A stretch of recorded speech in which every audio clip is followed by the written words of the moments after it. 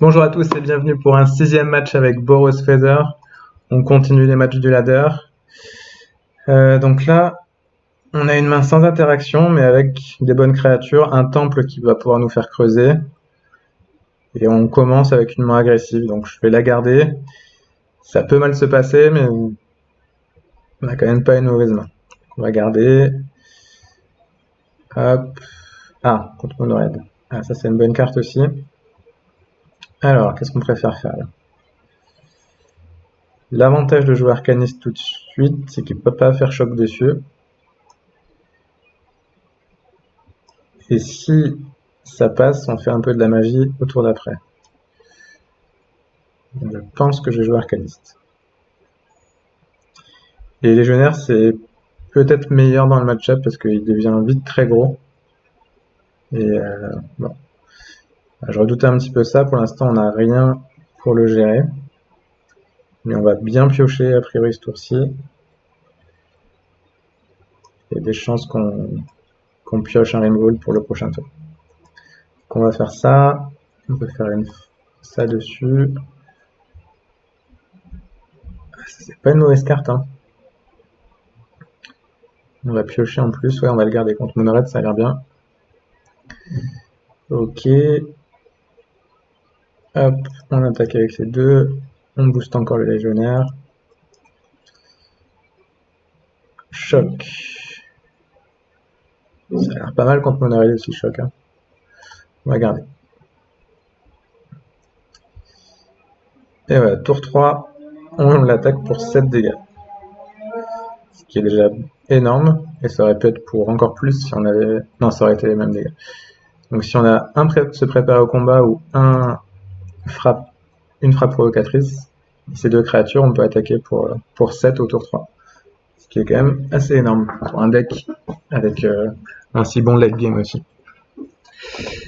Alors, donc là, si on arrive à faire plume et ça au prochain tour, nos deux créatures vont être bien grosses.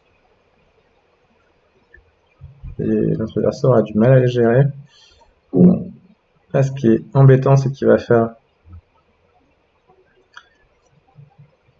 Il aura un sans vapeur qui va devenir très gros, je pense. Ça, c'est un petit peu embêtant. Après, on va voir si ça va suffire ou pas pour nous gérer. Là, on aimerait quand même bien piocher un truc pour le gérer. On pioche pas ça, mais c'est pas grave. Alors, est-ce qu'on fait plume ou pas? Je pense que de rendre lui 6-6 et de récupérer ça en main pour après pouvoir le faire sur les deux autres, ça a l'air quand même très fort. Je sais pas si ça va battre un sans vapeur qui va partir en vrille au prochain tour, mais il y a des chances que si quand même. Tac, Scry, ça on n'en veut pas. Hop, on attaque pour 6, il passe à 7. Et on le récupère. Donc là on voit la puissance de plume. Hein. Pouvoir récupérer des spells comme ça, c'est vraiment trop fort. Quoi. En plus ses stats sont très bien, hein. 3-4 vols pour 3, c'est super. Donc là on espère qu'il n'y a vraiment pas de removal. Mais bon, il a 5 cartes en main, 6 cartes. Il y a quand même des chances qu'il puisse faire beaucoup de trucs grâce au sans vapeur. Donc là il se dit putain il faut que je gère cette 6-6. Mais si je gère la 6-6, je pourrais pas gérer plume. Est-ce qu'il peut gérer les deux là honnêtement? Avec il est 2 strikes. Après il a 3 mana en plus. Tac, tac, tac. Ouais, il peut gérer les deux, mais bon.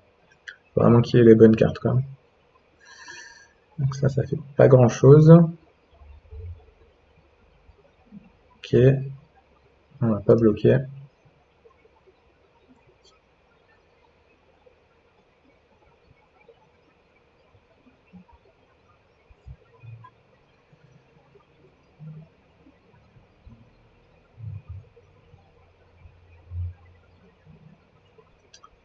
J'espère qu'il va pas jouer toute sa main, parce que si pour 4 mana il peut jouer 3 cartes, il va pouvoir avoir 3 mana pour jouer toutes ses cartes de sa main.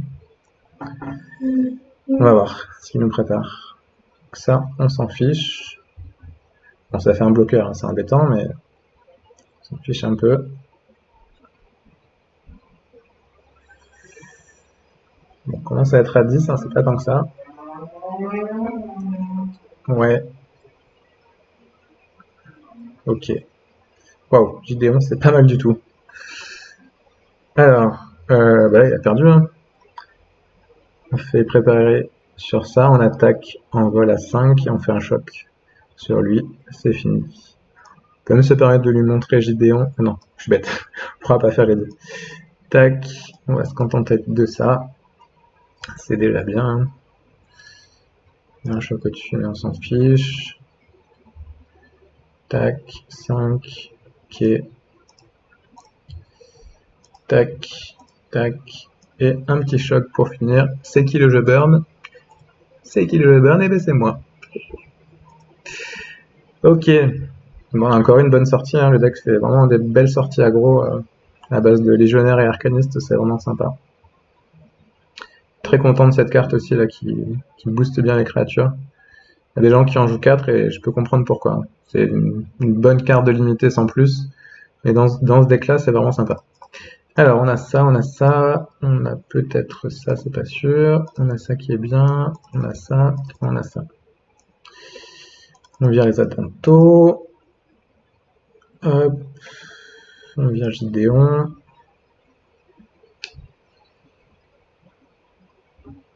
Qu'est-ce qu'on avait viré tout à l'heure? On va garder tous les removals.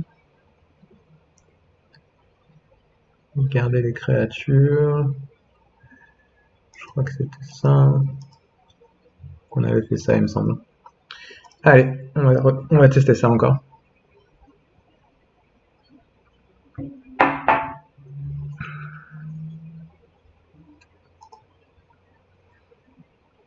Ce qui me fait plaisir, c'est que j'avais eu raison dans le sens où les gens vont jouer des decks aggro pour essayer de gagner plein de matchs et passer en mythique en 2 heures. On a affronté 2 Monored et un Vampire. Monored qui est un bon deck du format, mais c'est pas un deck qu'on rencontre normalement si souvent que ça, maintenant. Donc là, une main Sealand vraiment injouable. On a une main moyenne, mais ça se garde. Hein. Ça se garde, évidemment. On garde, on vire le Shockland. Donc là, on espère avoir une bête à 2. Ou des trucs après pour faire de la magie avec Plume. Ok, on va pouvoir faire choc. Ok. Alors, qu'est-ce qu'on fait ici? Je pense pas qu'il vous déchandra contre moi. Et faire ça maintenant, ça permet de scry 1 pour avoir genre une créature à 2 plus un choc au prochain tour, ce serait pas mal. Le désavantage, c'est que je gère pas Chain Whirler. Et je pourrais prendre des dégâts. Donc on va faire choc. L'autre argument, c'était aussi de pouvoir jouer ça et d'être sûr de ne pas prendre de dégâts ce tour-ci.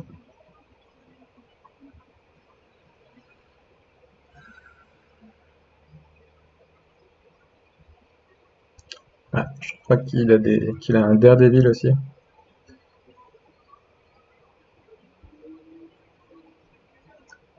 Du coup, c'est un petit peu embêtant.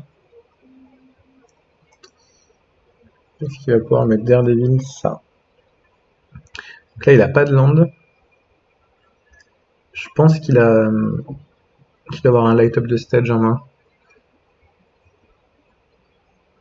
Du coup, on va gérer sa bête pour retarder au plus possible son light up de stage. Ah, ça c'est parfait. Enfin, c'est parfait. On aurait préféré Ghost Wheeling parce que ça protège du play Daredevil sur ça. Mais vu qu'il a que de land, on est content.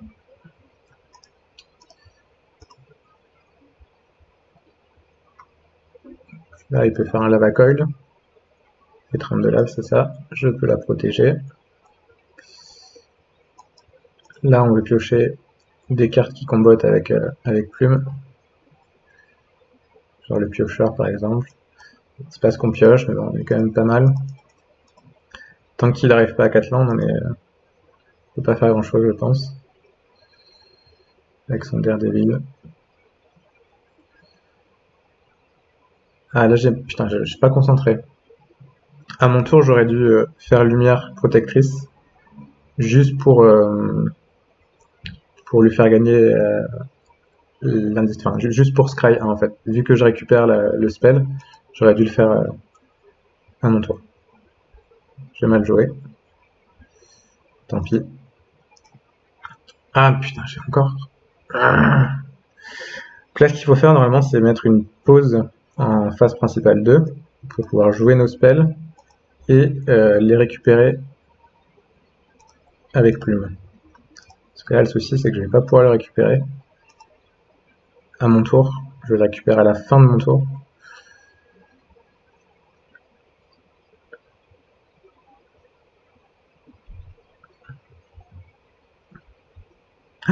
Oh mon dieu, j'ai mal. Non, c'est bon, je peux faire ça en réponse. Ok. Tac. Ok.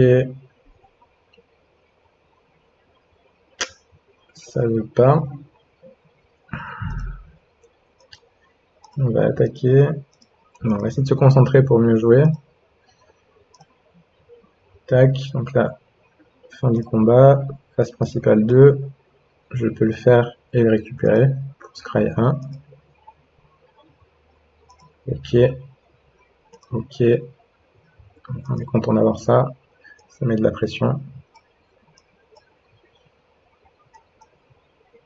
Ok. Là, on récupère les deux.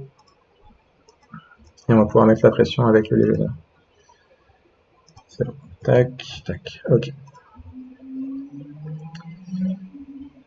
Donc là, on va voir ce qu'il fait, mais il reste bloqué à 2 landes, pas de chance pour lui. Donc on voit quand même que Plume, c'est un bon match-up contre Monored. Je crois que je suis à 3-0 pour l'instant avec le deck contre Monored.